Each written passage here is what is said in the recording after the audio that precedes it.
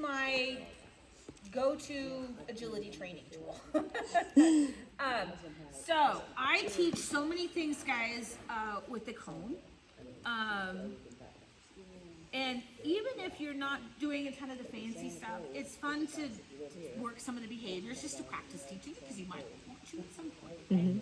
So this cone gets turned into my directional jump wraps. So even there, I think that's nice to have, a left wrap and a right wrap. Even if you're not going to do the extra fancy stuff, that's a good place to start with it. It goes into teaching my push to the backside wrapping cue and my pull to the backside wrapping cue. Okay? So it's got a lot of different uses, but the cool thing about it is that the way I work with teaching with my dogs, and my last 2 dogs have been my test dogs on this, and then I've taught a couple classes on it, and the dogs seem to be getting it, is because yes, I when we started doing it, I'd say here or come and then switch, and then I was like, oh, this is going to be the word for it, but it was never really fluent. And it was never really as fast because it was like, hey, I'm checking in with you. Okay, now I'm taking it, right? So, you know, the dogs you see that know it are like, boom, and go and do it. And the handler's like, nowhere in the vicinity. So I feel like this kind of helps with a lot of that. So, but the neat thing is it all stems off of the same basic behavior, which is a cone circle. Right. Okay? Right. So it is a great thing to work shaping. Now, a lot of us initially have used cones by just teaching them to go out and around, right? You send out and around, you come to me, you get a reward, okay? This goes beyond that. So if you've done a lot of that, it's going to be some work to get past it, okay? I actually start my puppies, just them understanding a little bit of this. Not that we're working those skills, of course not, but so that when I'm ready to really teach them, it's like they understand the basis of it. We've done some shaping stuff, and it's all good. So, I will have a clicker. I have a bunch of cookies in my hands. Maybe a bowl here I can tuck into. I'll throw a setup cookie.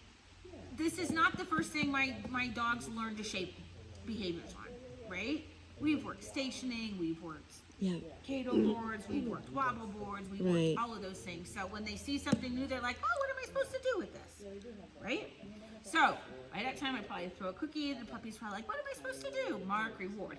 Okay? My goal is I want my dog to offer, and this is the hardest part of it, of the whole thing, is to offer going out and around and then initiating another circle. On their own.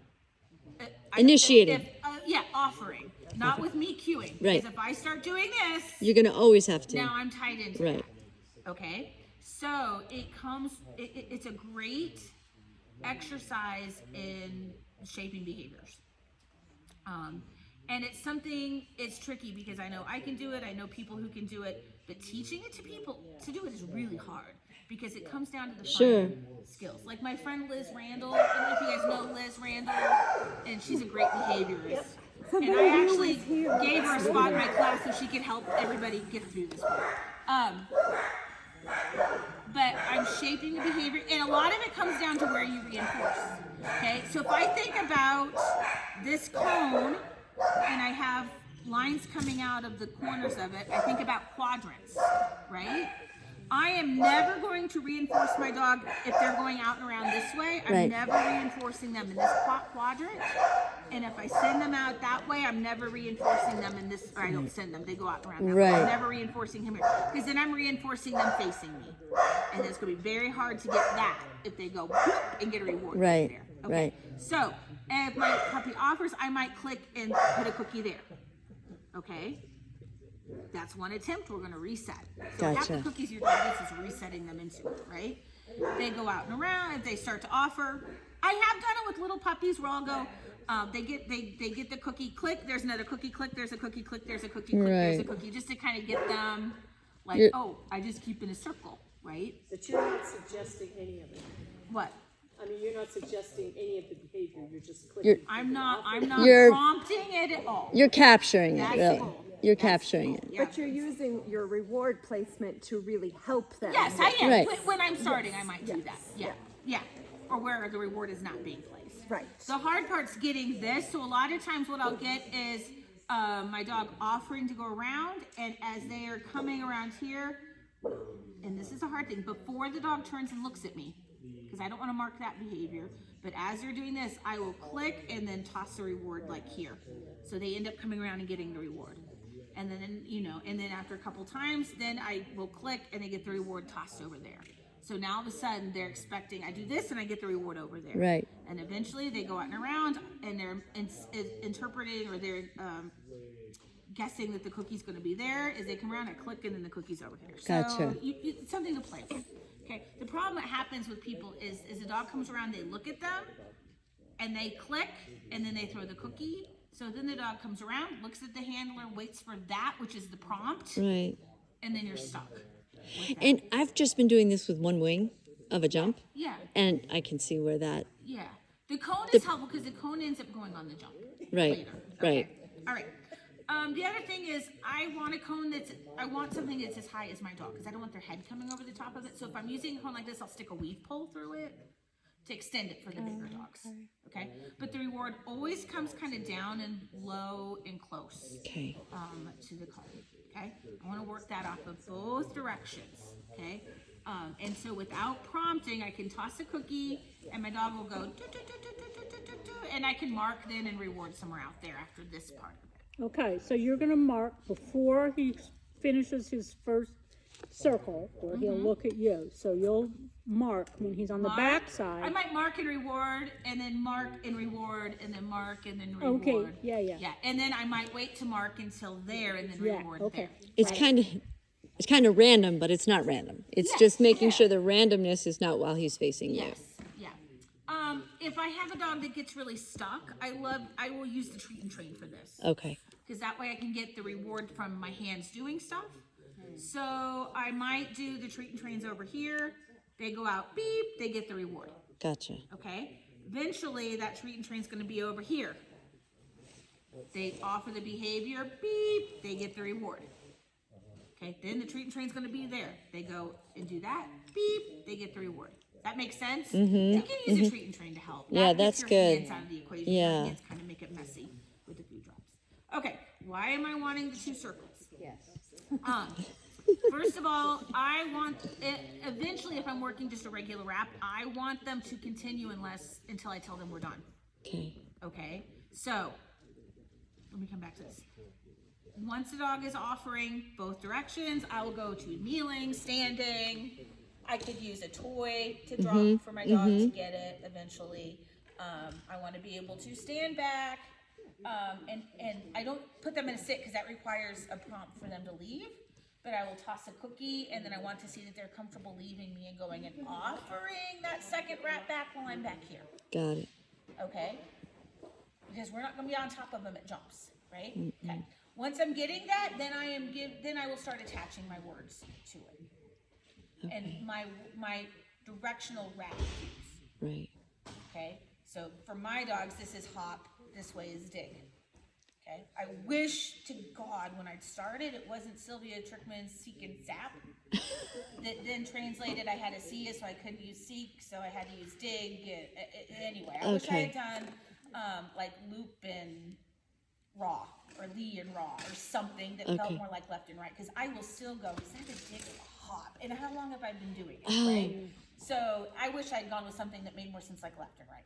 Anyway, I can remember left and rights all day, but dig and hops and It's funny that I don't hear a lot of left and right yeah. from many people. Yeah. And I don't know if it's because it's just now commonly taught or if left it's just, and right are my turn away cues. well, I've just met you, so I don't know.